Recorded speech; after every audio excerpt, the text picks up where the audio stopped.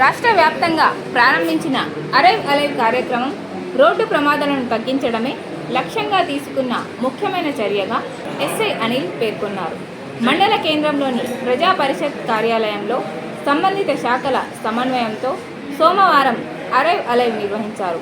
ఈ సందర్భంగా ఎస్ఐ మాట్లాడుతూ రోడ్డు ప్రమాదాలతో అనేక కుటుంబాలు దెబ్బతింటున్నాయని, ప్రతిరోజు జరుగుతున్న ప్రమాదాలను గుర్తుపెట్టుకొని ప్రజలు జాగ్రత్త వహించాలన్నారు. మద్యం సేవించి వాహనం నడపడం, wrong side driving, signal jumping వంటి నిర్లక్ష్యపు చర్యలే ఈ ప్రమాదాలకు ప్రధాన కారణాలని, ఖచ్చితంగా భద్రతా దృష్ట్యా నియమ నిబంధనలను పాటించాలని అవగాహన కల్పించారు. అనంతరం బ్లాక్ స్పాట్స్, ప్రమాదకర మూల మలుపులను గుర్తించి నివారణ చర్యల్లో భాగంగా రేడియం టేపులను అతికించారు. ఈ కార్యక్రమంలో సర్పంచ్ చిట్యాల లక్ష్మణ్, ఉప sarpanch Somareddy, ASI Bhupathi Prakash, constable Kiran Tirupati, RI Rajesh, Ashok, panchayati కార్యదర్శి శ్రీనివాస్, స్థానిక ప్రజాప్రతినిధులు పాల్గొన్నారు.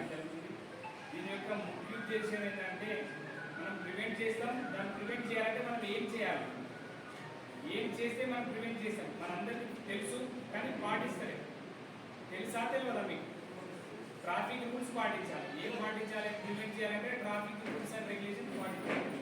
కానీ పాటిస్తున్నా చాలా మంది పాటించకపోవడం వల్లనే, మన నెగ్లిజెన్స్ వల్లనే మన ప్రాణాలతో పాటు ఇతరుల యొక్క ప్రాణాలు కూడా పోతుంది. సో అందుకని మనం ట్రాఫిక్ రూల్స్ అనేది కంపల్సరీ పాటించాలి. దాంట్లో భాగంగానే ఈరోజు ప్రోగ్రామ్, దీనికి రోజు ఒక ప్రోగ్రామ్ ఉంది. మన ఏరియాలో ఉన్నటువంటి రోడ్లు ఏమన్నా బాగులేకపోయినా దాన్ని రిపేర్ చేసుకోవాలి. ఏదన్నా పెద్ద ఇష్యూ ఉందంటే మనం పై అధికారులకు, ఆర్ఎంపీ వాళ్ళకి కానీ, ఎన్హెచ్ఆర్సీ కానీ, మన నేషనల్ హైవే వాళ్ళకి కానీ మనం ఒక లెటర్ పెడితే రెక్టిఫై చేసుకోవడం కోసం మనం చేసుకోవాలి. ఇక్కడ అందరినీ మనం రెవెన్యూ వాళ్ళని, పంచాయత్ సెక్రటరీని, సర్పంచ్లని, ఉప సర్పంచ్లని, వార్డు మెంబర్లని, మహిళలను కూడా ఇన్వాల్వ్ చేస్తున్నాం. ఎందుకంటే అందరికీ తెలియాలి. దీంట్లో భాగంగానే మనం ప్రతి విలేజ్లో ఒక 10 మందికి road safety WhatsApp programme awareness అనేది, ఒక రోడ్ సేఫ్టీ గురించి దానికి ఒక కమిటీ ఏర్పాటు చేయమని చెప్పారు. ఈ రోజు నుంచి మనం ఆ కమిటీ కూడా ఏర్పాటు చేస్తాం. ప్రతి ఊళ్ళో దాంట్లో కమిటీలో సర్పంచ్ గారు ఉంటారు, ఉప సర్పంచ్ గారు ఉంటారు, మా పోలీస్ ఆఫీసర్ ఉంటారు.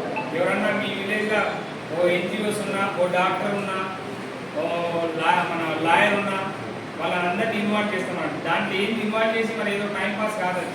దాంట్లో మన విలేజ్ సంబంధించినటువంటి ఏమన్నా రోడ్ సంబంధించిన విషయాలు ఉంటే దాన్ని రిపేర్ కోసం ఏ విధంగా చేయాలని కృషి కోసం చేయాలి.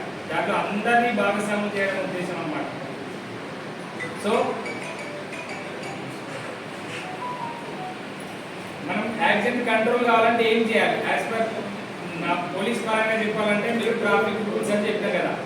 ట్రాఫిక్ రూల్స్ ఏం మనం నేను వచ్చిన తర్వాత కూడా 2-3 మేజర్ యాక్సిడెంట్స్ అయినాయే కాదా. ఒకటి మొగిలిపేటలో అయింది, ఒకటి ధర్మారంలో అయింది, రీసెంట్గా ఒక నడి కూడా మొగిలిపేట మధ్యలో కూడా ఒకటి ఫ్యాటల్ రోడ్ యాక్సిడెంట్స్ అయింది. అంటే దానివల్ల ఇంకోటి మన మండలం, మన ఎడుకోవడంలో కూడా ఇక్కడ చిన్నపిల్లలు మన ఆటో కూడా యాక్సిడెంట్ అయింది.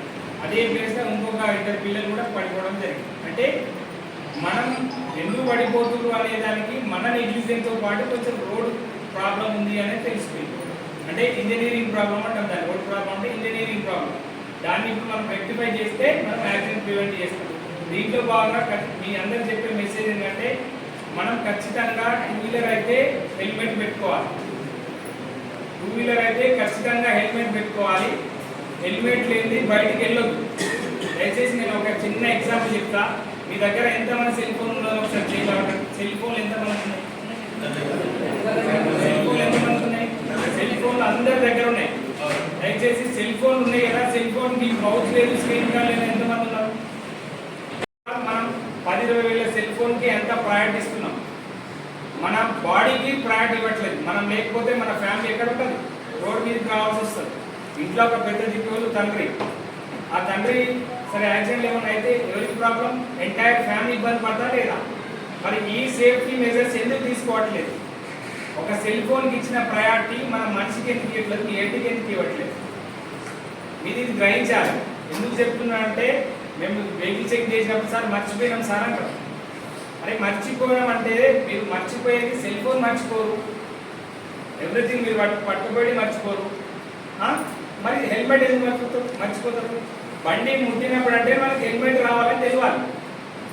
హెల్మెట్ వేసుకోవాలి. మనం దూరం మెట్టుకెళ్ళిపోతున్నాం, జగిత్యాల పోతున్నాం, మనకు హెడ్కి సేఫ్టీ ఉంటుంది. హెడ్ సేఫ్ ఏదైనా పురుగులు పడ్డా, రాత్రిపూట పురుగులు పడ్డా ఖచ్చితంగా మీ పిల్లలు, ముఖ్యంగా సరే పెద్దవాళ్ళు, ఏజ్డ్ వాళ్ళు కాకుండా వాళ్ళ పిల్లలు, యూత్ అంతా బయటకు వస్తుంది. చనిపోయే వాళ్ళ సంఖ్య కూడా యూత్ పిల్లలతో ఎక్కువ ఉంది. ఇది టీనేజ్ 18-25 సంవత్సరాల నుంచి 18 పైన ఉన్నోళ్ళే చనిపోతుంది. వాళ్ళకి ఏంటంటే ఆవేశం ఎక్కువ, అంటే ర్యాష్ డ్రైవింగ్ అంట. ఇప్పుడు మనం ఏజ్డ్ అంతా ర్యాష్ ఇవ్వకపోతే ఏం జరుగుతుంది?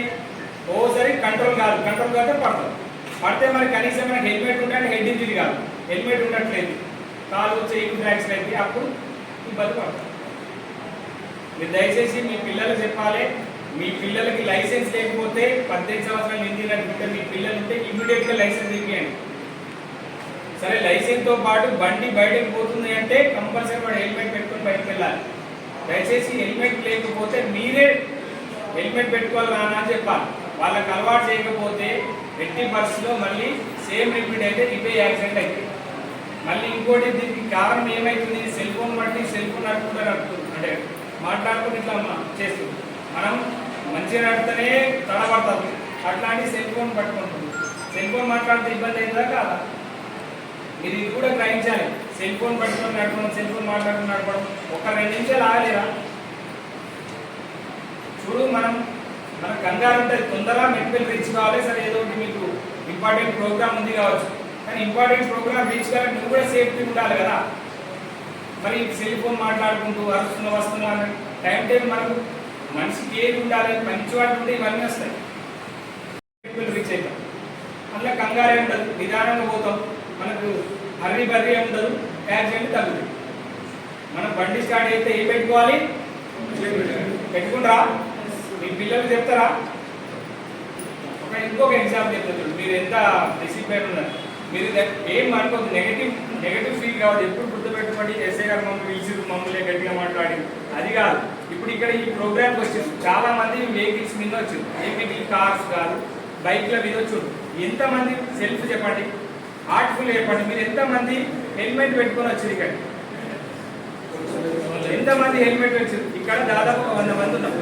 100 మంది గ్యాదర్. సరే, ఈవెన్ లోకల్ అయినా మన పక్కూరు నుంచి ఇక్కడికి వచ్చినా, ఇది మండల హెడ్ క్వార్టర్ కాబట్టి పక్కూరు నుంచి ఇక్కడ వస్తుంది. ఎంతమంది హార్ట్ఫుల్గా నేను హెల్మెట్ పెట్టుకొని వచ్చిన సార్ అని చెప్పండి.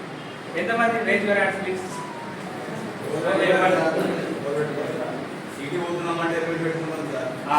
ఇక్కడ మనకు ఒక ప్రాబ్లం ఏంటంటే, చాలా మంది ఏంటంటే, మేము పొలం కాడికి పోతున్నాం సార్, మేము పెట్టుకుంటాం, మేము ఈ నుంచి గాడికి పోతున్నాం సార్. నువ్వు పొలం కాడికి వేయడం మరి నీకు సెల్ ఫోన్ ఎందుకు?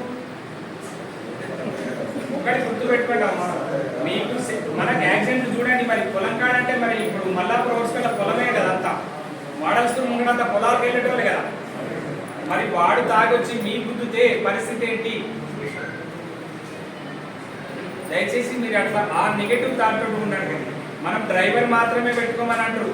డ్రైవర్తో పాటు ఎన్నుకున్నాను కూడా తలవలుగుతారు, ఎన్నుకున్నాను కూడా పెట్టుకోవాలని చెప్తుంది చట్టం. నాట్ ఓన్లీ రైడర్ ఎన్నుకుంటే పిలియన్ రైడర్ కూడా పెట్టుకోవాలని చెప్తాను. సార్, ఇక మేమేం చేస్తాం, మేమే పెట్టుకుంటాం, గాలే పెట్టుకుంటాం. మీరు ఈ యాక్సిడెంట్ అయితే ఎన్నుకున్నాను కూడా దెబ్బ తాకదా?